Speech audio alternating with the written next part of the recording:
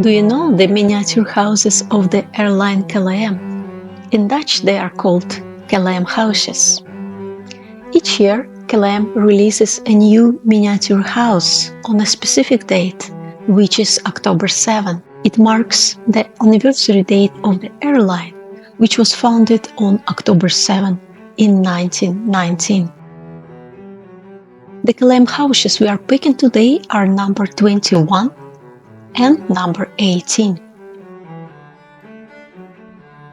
Every KLM house is modeled after an actual building in the Netherlands.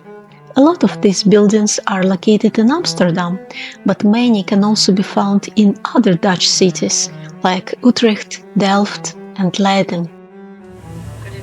KLM began giving out these miniature houses in 1952 as a special treat for business class passengers on intercontinental flights.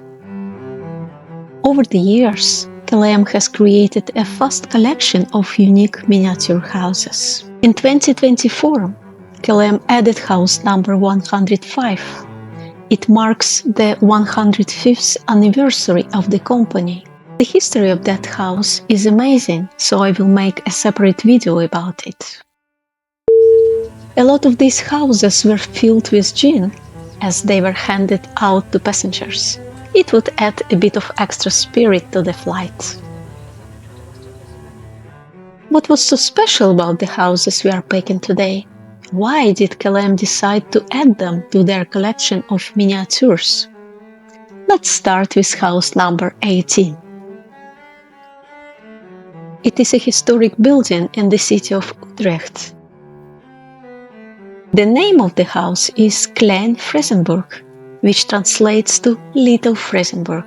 This suggests that there was a large Fresenburg too. And in a way this is true. This house was once part of the larger medieval estate known as Fresenburg at Oude Gracht 113.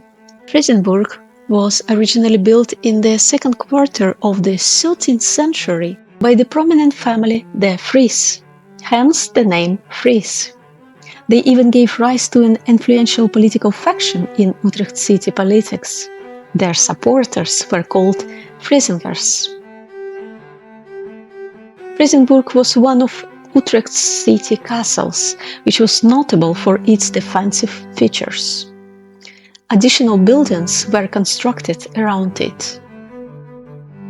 A so-called side house was added in the 16th century. Most of this side house was built in 1569. It became known as Klein Fresenburg, located at Oude Gracht 111.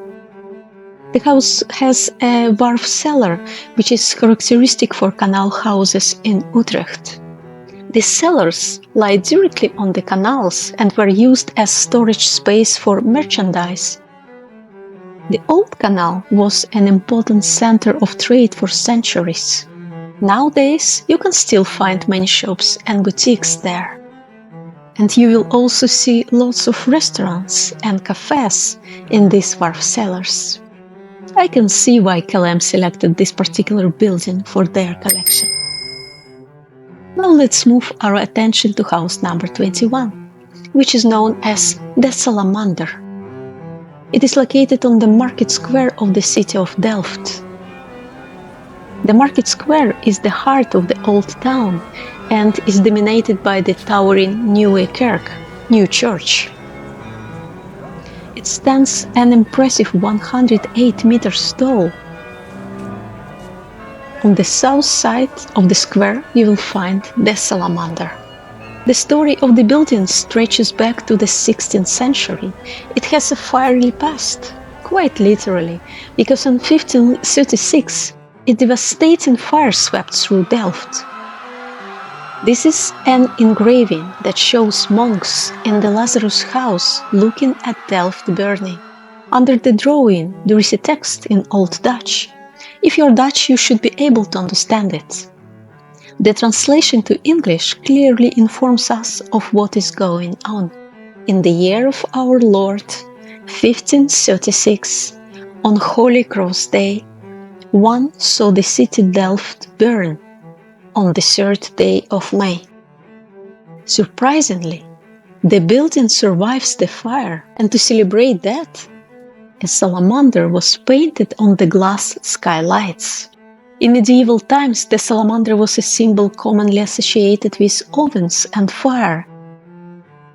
Legends say that these creatures are capable of withstanding flames, which make it a fitting symbol of this building. The building is a true gem of Delft's history. Above the entrance is a signboard marked 1759. The location initially housed a surgeon and also served as a bakery. In 1782, pharmacist Rijkrook van der Werf opened this shop, specializing in dried goods, paints, and chemicals. Today the building still serves as a drugstore, and that store is called, of course, the Salamander, and that makes it the oldest chemistry of the Netherlands. I invite you to look at their website. It offers a lot of historic facts, stories, anecdotes, and photos about this drugstore. Now, let's get to the package challenge.